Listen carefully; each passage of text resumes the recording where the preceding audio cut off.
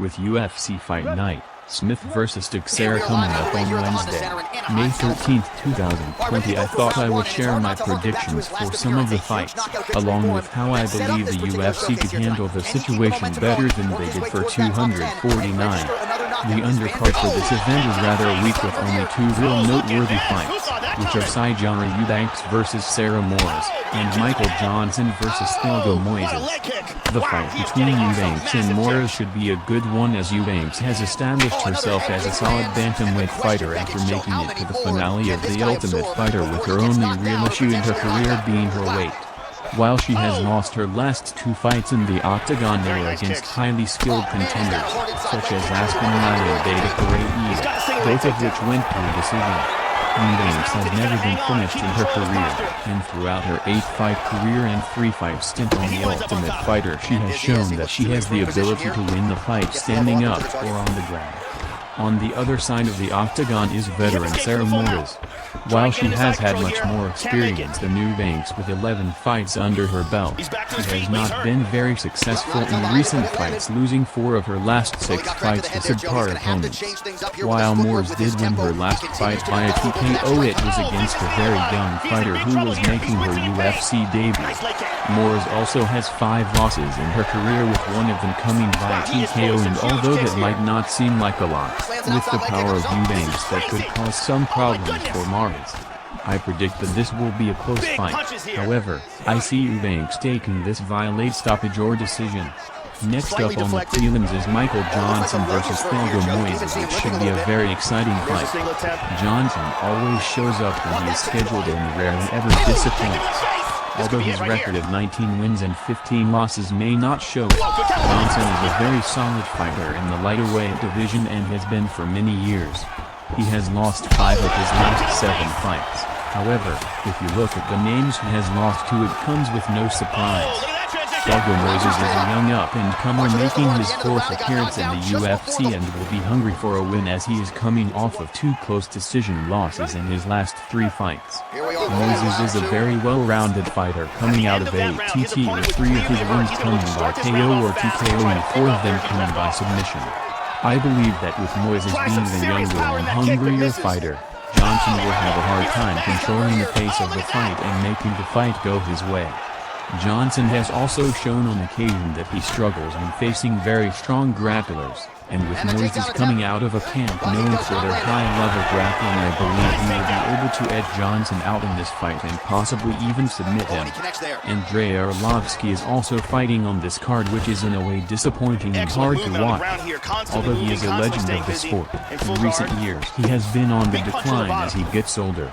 Arlovski has only won 1 of his last 6 fights and was viciously knocked out by Rozenstruik in his last outing. Even when watching that fight prior to the finish, Arlovski looked very slow and out of it from the beginning, only landing 4 strikes and then being knocked out with a punch that did not look to have much power behind it. Moving on to the main card, there is again not much to be too excited about. While there are some solid fights like Ricky Simon vs. Ray Borg and Drew Dober vs. Alexander Hernandez, which will be decent fights, there is not much excitement on this card until the main event.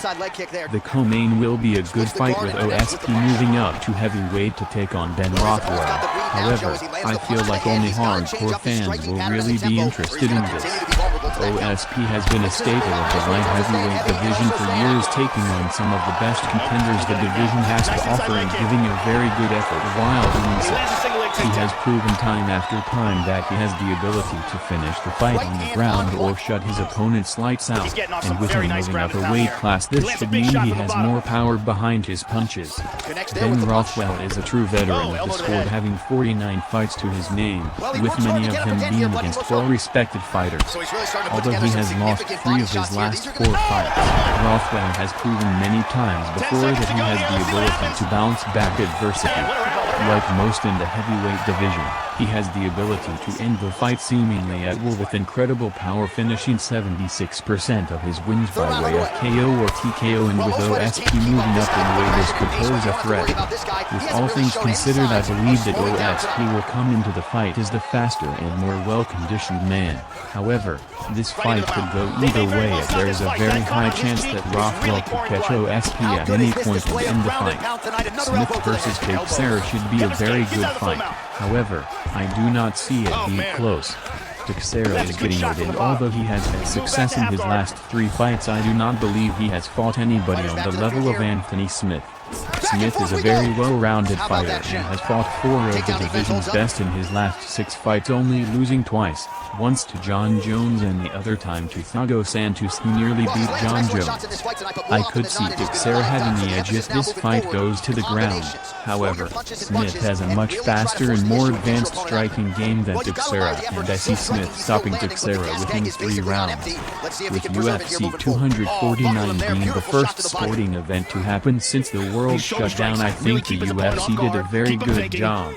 They were able to prove that their testing was effective in identifying one fighter who had been infected and not allowing him to fight, while making sure none of the other fighters or staff contracted the virus from him. With that being said, they could improve their protocol a little bit by not allowing fighters to interact with anyone but their team until test results have come back, and also making all staff and athletes wear gloves and masks until they had tested negative for the virus. Another thing that would be a nice change for upcoming events would be to have statistics for the commentators, as at times they brought it up wishing they were able to see the amount of strikes and other statistics.